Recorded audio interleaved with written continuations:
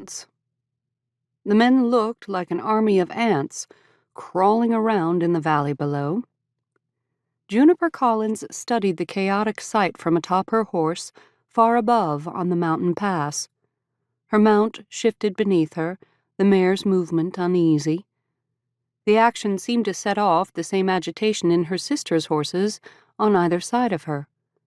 The four of them had come hundreds of miles and traveled nearly 2 months on this mission, but they hadn't expected the trapper rendezvous to look like this. Mayhap horde would be the better word for the mass spreading before her.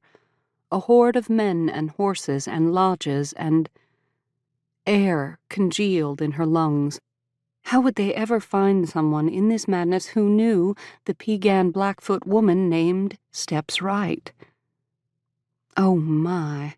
Rosemary, the oldest of the four sisters, spoke just as the first shouts echoed across the open land. "Wagon ho!" A man's gruff voice yelled. "It's here."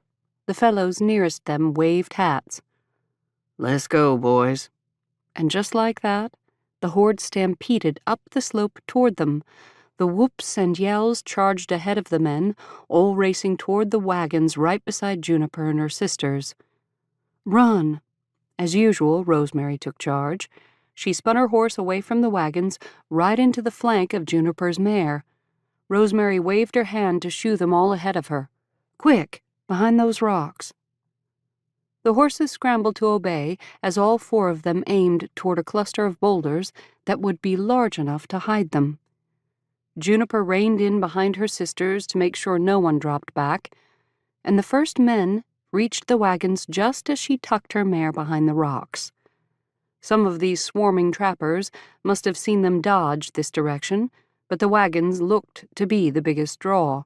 The crazed men probably hadn't even realized women had arrived with the supplies they'd been waiting all year to trade for.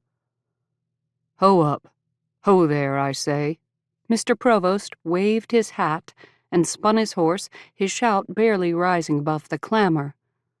A gunshot ripped through the air, its boom finally lowering the volume of the trappers a small bit. "Quiet!"